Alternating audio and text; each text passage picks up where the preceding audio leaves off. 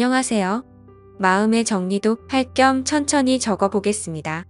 여동생이라 해도 피 한 방울 안 섞인 남이지만 이야기는 지금으로부터 5년 전부터 시작됩니다. 당시 저는 24살이었고 여동생은 18살이었습니다.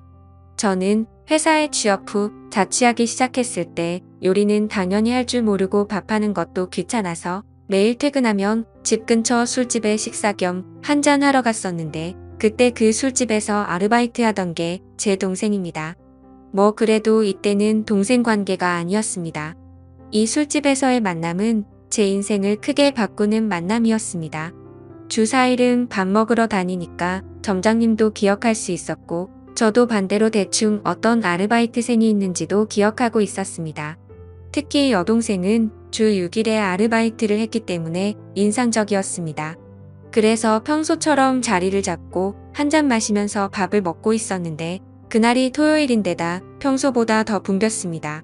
20여 개 있는 테이블도 제 옆자리만 비어있을 정도였습니다. 사람이 너무 많아서 혼자 테이블 차지하고 있는 게 눈치가 보여 후딱 마저 먹고 나가려고 생각하고 있었는데 느닷없이 누군가 말을 걸었습니다.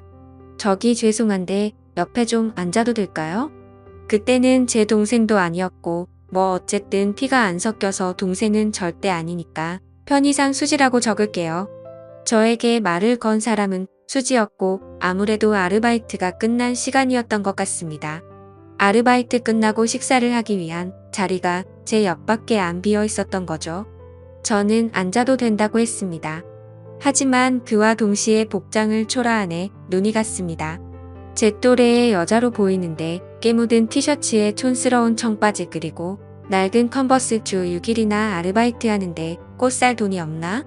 돈을 모으고 있나? 라는 의문이 들어도 머릿속의 생각으로만 끝났지 물어볼 수는 없었습니다. 그날은 결국 대화다운 대화도 나누지 못했지만 왠지 호기심이 생겼습니다. 수지가 자리에서 일어난 후 가게 점장님께 수지에 대해서 무심코 물어봤습니다. 수지 씨는 뭔가 학비라도 모으고 있어요? 훌륭하네요. 나이도 젊은데 왜 그렇게 생각해? 아니 올 때마다 항상 아르바이트를 하고 있고 옷도 잘 안 사 입는 것 같아서요.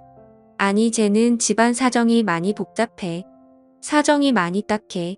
그래서 안타까워서 아직 고등학생이지만 아르바이트 쓰는 거야. 아 그래요? 고등학생인데 참 대단하네요. 반했어?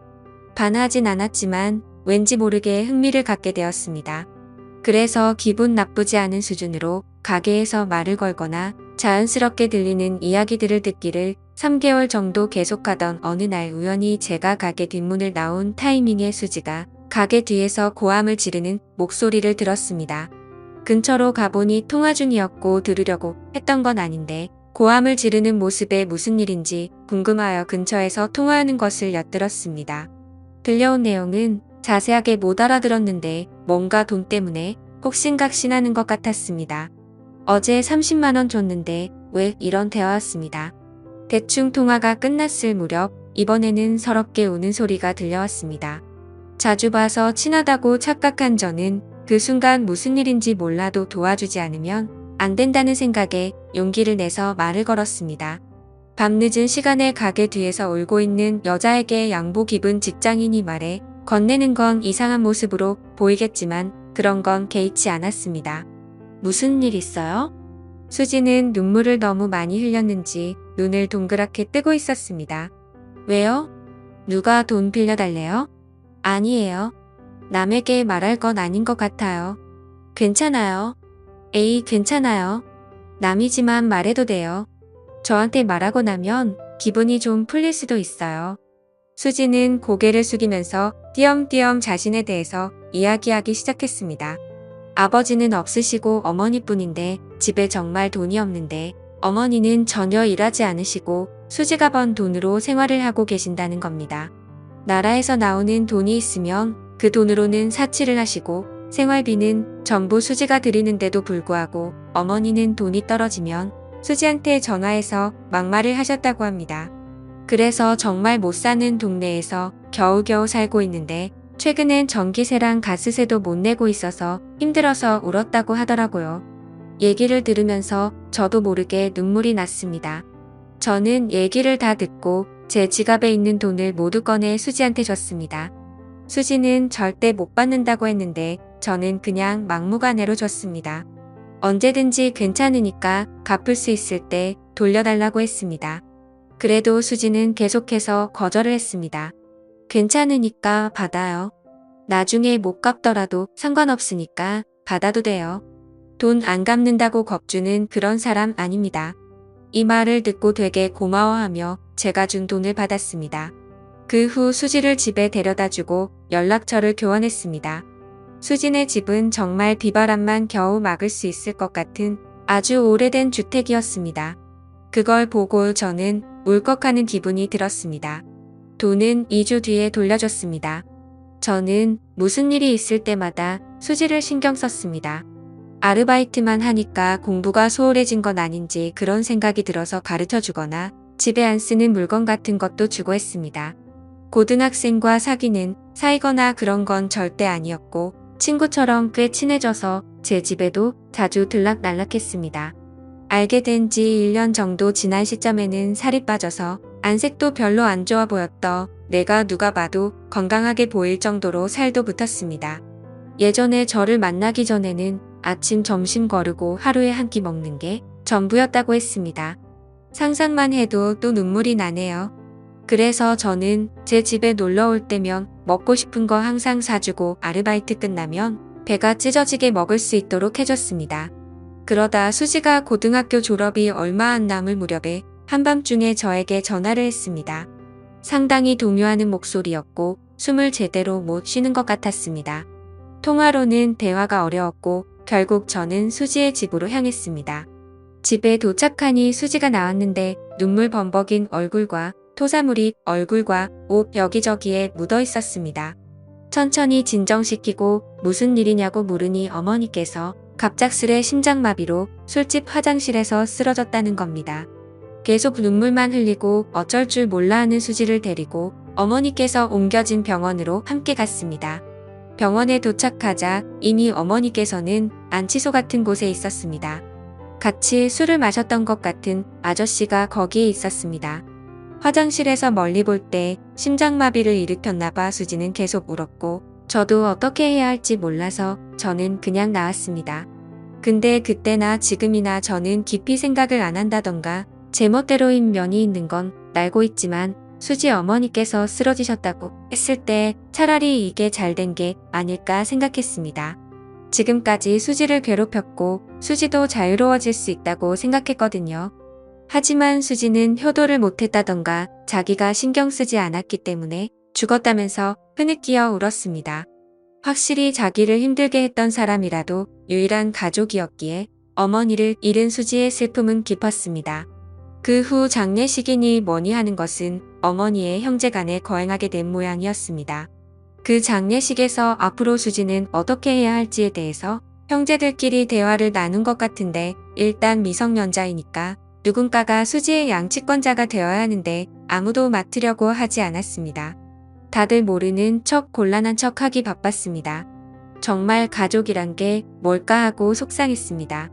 고등학교를 졸업하면 취직해서 독립할 거고 미용사가 되고 싶다고 딱 한 번 말한 적이 있었는데 하고 싶은 것을 할 수 있는 환경에서 꿈을 이뤘으면 좋겠다는 제 바람과는 달리 잘 안 될 것 같아 보여서 슬펐습니다. 결국 마지막에 수지의 이모가 돌보게 됐는데 저는 아무래도 납득이 가지 않아서 한 가지 생각을 하게 되었습니다. 여자친구도 아니고 미성년이고 주위의 시선들도 신경 쓰였지만 그래도 저는 수지가 행복하길 바랬습니다. 제가 행복하게 해준다거나 그럴 자신도 없었지만 제 입이 먼저 움직였습니다. 수지야, 우리 집으로 와네? 돈 없지? 그러니까 우리 집에서 살아. 무슨 생각이에요? 그동안 힘들었잖아. 앞으로는 그만 힘들었으면 좋겠어. 그러니까 내 동생으로서 우리 집에 와서 살아. 여동생이요? 그럴 순 없어요. 몇몇 대화를 더 나눴는데 결국 수지가 결정하기까지 일주일 정도 걸렸고 최종적으로 반년 동안만 신세지는 걸로 해서 제 집에 오기로 했습니다. 일단 친권자가 되신 아주머니께 허락을 받기 위해서 면담을 했더니 아니나 다를까 흔쾌히 승낙을 하셨습니다. 그때의 표정은 짊어지던 짐이 없어진 것 같은 안도의 표정이셨는데 평생 잊지 못할 표정이었습니다. 그리고 저와 수지의 남매 생활은 고등학교 졸업을 기점으로 시작되었습니다. 같이 살기 시작했을 때 뒤늦게 제 부모님께도 말씀을 드렸는데 특히 아버지께서 너는 훌륭한 남자야 라며 상당히 응원해 주셨기 때문에 큰 걱정 없이 수지를 돌볼 수 있었습니다. 졸업 후 바로 취업하려던 수지는 제가 극구 반대를 해서 1년 재수 후에 미용 전문학교에 입학을 했습니다. 재수하는 1년 동안은 틈틈이 아르바이트도 하면서 집안일도 했습니다. 집안일도 처음에는 형편없었는데 점점 더 능숙해졌고 아르바이트에서 번 돈으로 매달 생활비도 보탠다고 하는 걸 말리다 보니까 반년만 신세진다던 약속이 어느새 학교도 졸업하고 취업도 했습니다. 처음에는 촌스럽게 차를 입었었는데 정말 예쁜 여자가 돼서 학교 졸업식에서 신세진 사람에게 메시지를 전하는 자리에서 다들 부모님이나 선생님을 얘기했는데 수지만 혼자서 탱탱씨 고맙습니다 하면서 메시지를 읽는데 눈물이 핑 돌더라고요. 처음에는 다음 달에 꼭 저에게 신세진 거 갖고 나가서 살 거라는 게 말버릇이었는데 언제부턴가 조금만 더 지내도 될까요? 라는 게 말버릇이 되어 있었습니다. 그런 애매한 관계를 결국 계속해서 지금에 이르렀는데 최근에 수지가 우리의 관계를 확실히 하고 싶다는 말을 했습니다. 저는 20대를 거의 수지에게 바쳤고 여자로서 의식하지 않았다고까지는 말할 수 없지만 우연히 손이라도 스치면 수지는 겁을 먹는 듯 했었고 처음 2년 동안은 돌아가신 어머니한테 원망받는다고 밤이면 밤마다 울고불고 최근 1년 동안은 화가 치미는 일도 많았습니다. 그래도 언제부터 좋아했는지는 모르겠지만 행복하길 바라는 여자를 평생 행복하게 해주기 위해 프로포즈를 위한 반지를 샀습니다. 그리고 오늘 처음으로 만났던 술집에서 프로포즈를 했습니다. 상대도 어렴풋이 눈치는 채고 했었겠지만 실제로 프로포즈를 하니 펑펑 울면서 숨쉬기도 힘들어해서 대답이 좀처럼 돌아오지 않아 매우 초조했습니다. 나와 함께 끝까지 있어줄래? 지금까지 5년 동안 같이 있었는데 앞으로 10년, 20년 나와 함께 있어줄래? 닭똥 같은 눈물을 펑펑 쏟아내기 시작하는데 아르바이트생들 총출동해서 축하해주려던 정장도 너무 소란스럽고 대답이 돌아오지 않아 초조함이 극에 다다를 때 진정이 된 수지가 그동안 너무 불안했다고 얘기를 하기 시작했습니다. 지금까지 너무 무서웠어요. 언젠가 헤어져야 하는데 계속 생각은 하는데도 신세는 계속 지고 있으니까 눈치 없이 민폐를 끼치는 건가 싶고 또 저 때문에 청춘을 망치신 것 같았어요. 그러니까 제가 아무리 좋아해도 좋아한다고 말하면 안 된다고 생각을 했어요. 엄마는 힘들게만 살다가 돌아가셨는데 나만 이렇게 행복하게 살면 못된 거라고 생각을 했어요. 눈물 범벅된 얼굴로 흐느끼며 여자로 안 보는 것 같아 괴로웠다는 등의 얘기 끝에 프로포즈를 받아줬습니다. 집으로 돌아오는 길에도 울었는데 집에 도착해서는 너무 늦게 프로포즈했다며 저에게 화도 냈습니다. 돌이켜보면 정말 그날 수지에게 말 걸어서 다행이라고 진심으로 생각합니다. 동시에 그때 제가 말을 걸지 않았다면 어떻게 되었을까 하고 생각하면 괴롭네요. 진심으로 사랑할 수 있는 사람을 만난 것에 하루하루 감사하면서 살겠습니다. 시청해주셔서 감사합니다.